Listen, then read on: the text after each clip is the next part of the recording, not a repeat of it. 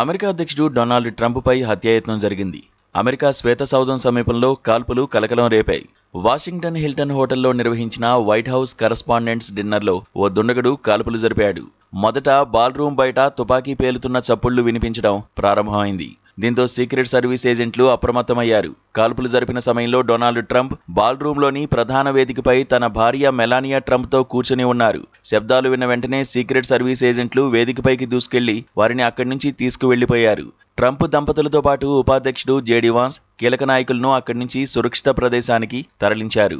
వారితో పాటు ఉపాధ్యక్షుడు జేడీ వాన్స్, రక్షణ శాఖ మంత్రి పీట్ హెగ్సెత్, విదేశాంగ శాఖ మంత్రి మార్కో రూబియోను అక్కడి నుంచి సురక్షిత ప్రాంతానికి తరలించారు. ఈ ఘటనలో ఎవరికీ ఎలాంటి అపాయం జరగలేదన్నారు. సీక్రెట్ సర్వీస్, ఇతర భద్రతా అధికారులు బ్యాంకెట్ హాల్లోకి ప్రవేశించడంతో వందలాది మంది అతిథులు ప్రాణభయంతో టేబుళ్ల కింద దాక్కున్నారు. దుండగుడు 5 నుంచి 8 రౌండ్ల కాల్పులు జరిపినట్లు అక్కడ ఉన్నవారు తెలిపారు. బ్యాంకెట్ హాలు వెలుపల భద్రత కట్టుదిట్టం చేశారు. ఈ డిన్నర్ ఈవెంట్కు దాదాపు 2600 మంది హాజరైనట్లు సమాచారం. అయితే ఈ ఘటనలో ఎవరూ గాయపడకపోవడంతో అధికారులు ఊపిరి పీల్చుకున్నారు. ఇక కాల్పులు జరిపినట్లు అనుమానిస్తున్న వ్యక్తిని భద్రతా బలగాలు అదుపులోకి తీసుకున్నాయి. కాగా దుండగుడు 8 రౌండ్లు కాల్పులు జరిపినట్లు సిఐఏ అధికారులు గుర్తించారు. అనంతరం భద్రతా బలగాలు హోటల్ను తమ అధీనంలోకి తీసుకున్నాయి. కాగా వైట్ హౌస్ కరస్పాండెంట్స్ డిన్నర్లో కాల్పుల ఘటనపై అమెరికా అధ్యక్షుడు ట్రంప్ స్పందించారు. సీక్రెట్ సర్వీస్ ఏజెంట్లు, అధికారులు అద్భుతంగా పనిచేశారని కొనియాడారు. క్షణాల్లోనే ఎంతో వేగంగా, ధైర్యంగా ప్రతిస్పందించినట్లు తెలిపారు. కాల్పులు జరిపిన వ్యక్తిని పట్టుకున్నట్లు వెల్లడించారు. వెంటనే అక్కడి నుంచి తనతో పాటు మెలానియా, జేడీ వాన్స్, కేబినెట్ సభ్యులందరినీ తరలించినట్లు తెలిపారు. తామంతా సురక్షితంగా ఉన్నామని ట్రంప్ పేర్కొన్నారు. దుండగుడు అనేక ఆయుధాలతో సెక్యూరిటీ చెక్ పాయింట్ పైకి దూసుకొచ్చినట్లు ట్రంప్ తెలిపారు.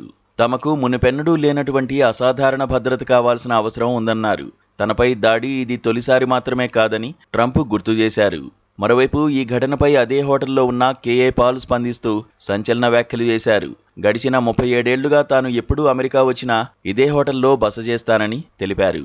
కానీ ఇలాంటి భయానక పరిస్థితిని ఎదుర్కోవడం ఇదే మొదటిసారని కేఏ పాల్ అన్నారు.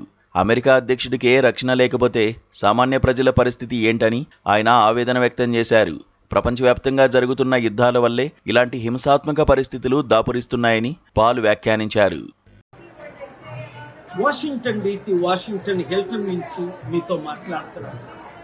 1-2 గంటల క్రిందట ప్రెసిడెంట్ ట్రంప్ గారిని ఒక షూట్ చేయడానికి ప్రయత్నించడం మీరు చూశారు. అసలు ఈ హోటల్కి ఎంత సెక్యూరిటీ? 37 సంవత్సరాల నుంచి నేను ఇక్కడ ఉంటున్నాను.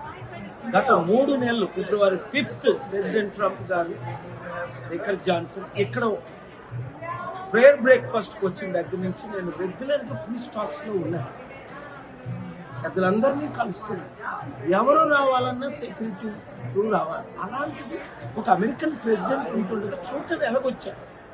ఇది ఎవరి ద్వారా జరిగింది? ఇవన్నీ ఇన్వెస్టిగేషన్లో గుడ్ న్యూస్ ఏంటంటే ఎవరికి ఏ హాని జరగలేదు. బై గాడ్స్ గ్రేస్ ప్రపంచంలో శాంతి కరువైపోయింది, యుద్ధాలు ఎక్కువైపోయాయి, క్రైమ్ ఎక్కువైపోయింది, పాపం ఎక్కువైపోయింది, సెల్ఫిష్నెస్ ఎక్కువైపోయింది, పొలిటికల్ అజెండాలు ఎక్కువైపోయాయి. Peace is lacking. Jesus said, blessed are the peace makers. That's what I'm doing. నా పీస్ శాంతి చర్చలు సఫలం అవ్వాలని, ఇజ్రాయెల్ యుఎస్ ఇరాన్ యుద్ధం ఆగాలని, అలాగే Iran Lebanon, Israel Lebanon, Israel Lebanon, Iran అన్ని యుద్ధాలు ఆగాలని ఈ వీడియో అందరికీ షేర్ చేసి ప్రేయర్ చేయండి.